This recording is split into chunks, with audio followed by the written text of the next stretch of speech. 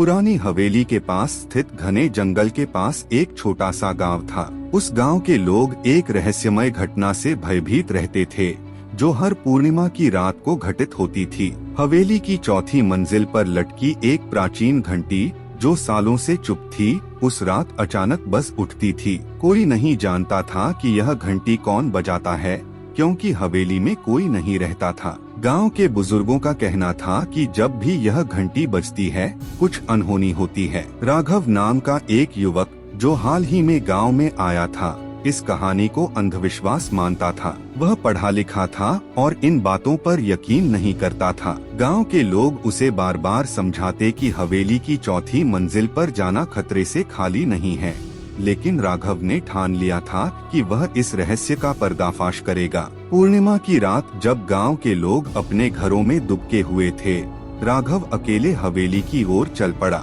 हवेली के पास पहुंचते ही उसे एक अजीब सी ठंड महसूस हुई, मानो कोई अदृश्य शक्ति उसका पीछा कर रही हो। हवेली का मुख्य दरवाजा टूटा हुआ था और अंदर घना अंधेरा फैला हुआ था। राघव ने अपनी मशाल जलाकर हवेली के अंदर कदम रखा। जैसे जैसे वह सीढ़ियों से ऊपर चढ़ने लगा, उसे किसी के कदमों की हल्की आवाज सुनाई दी, लेकिन आसपास कोई नहीं था। हवेली की दीवारों पर धूल जमी थी, परंतु चौथी मंजिल पर पहुंचते ही वातावरण अचानक बदल गया। वहां की हवा भारी थी और राघव को ऐसा लगा जैसे उसकी हर हरकत पर कोई नजर रख रहा हो। चौथी मंजिल पर एक विशाल घंटा लटका हुआ था, जिसे देखते ही राघव का दिल तेजी से धड़कने लगा। उसे याद आया कि गांव वालों ने कहा था, इस घंटी को कभी मत छूना, लेकिन राघव अपने साहस के कारण पीछे हटने वाला नहीं था। उसने धीरे धीरे घंटी की ओर कदम बढ़ाए और जैसे ही वह घंटी के पास पहुंचा,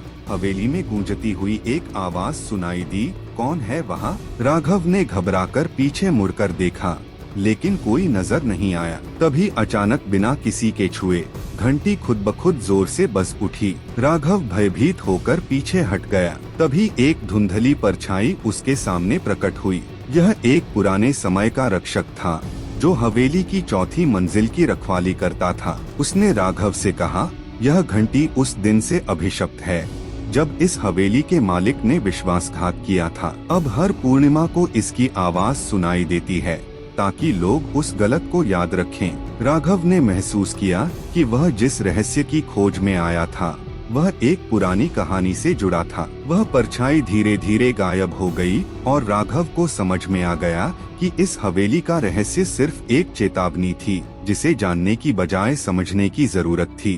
कुछ रहस्य अतीत की गलतियों को याद रखने के लिए होते हैं और हमें उनका सम्मान करना चाहिए। हर घटना के पीछे एक कारण होता है, जिसे जानना जरूरी है।